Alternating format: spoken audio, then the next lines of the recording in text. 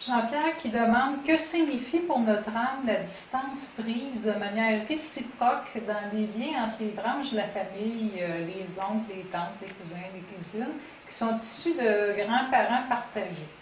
Et oui, c'est quelquefois dans notre conscience d'être humain, on va parler des vraies choses.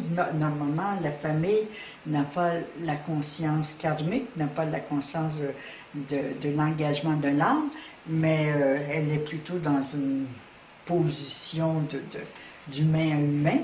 Alors, si ils se sont tous éloignés, et au fait, tu me fais réaliser, Jean-Pierre, que c'est le cas dans ma famille à moi, où tout le monde, les oncles, les tantes, pour des raisons X, se sont éloignés et avec lesquels je n'ai jamais eu de contact.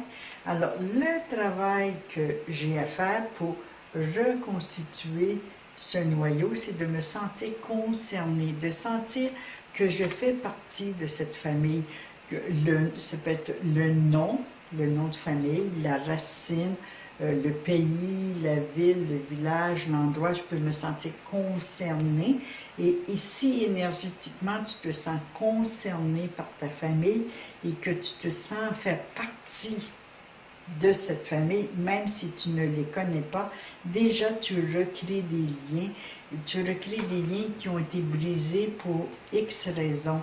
Alors, si dans les générations avant la tienne, c'est-à-dire les parents, les grands-parents, les oncles, les tantes, les arrière-grands-parents, s'ils ont eu des blessures qui ont fait éclater la famille, eh bien, dans ton travail pour accomplir ta mission d'âme, c'est de te sentir fier peut-être du nom que tu portes, de l'endroit où tu es né, de l'endroit où ont vécu tes parents, tes grands-parents, recréer un sens d'appartenance et d'identité pour que tu puisses les aider les uns et les autres à recréer un lien dans ce clan familial.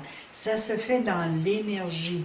Physiquement, c'est difficile quelquefois de retrouver ses oncles, ses tantes, surtout quand il y a eu beaucoup de décès, surtout quand on n'a pas fait son arbre généalogique, on ne connaît pas toutes les racines, d'où viennent les gens de notre famille élargie, mais dans la conscience, intérieurement, te sentir vraiment engagé à apporter inconsciemment ce que tu peux apporter de meilleur à ta famille pour les aider à guérir des blessures de trahison, des blessures d'injustice, des blessures d'héritage qui ont peut-être été mal faits, des éloignements qui ont peut-être été très traumatisants pour certaines personnes.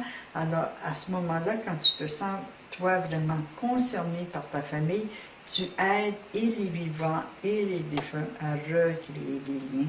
Et dans l'énergie, c'est très, très riche pour toi de conséquences, d'équilibre, de bien-être, de santé, de prospérité.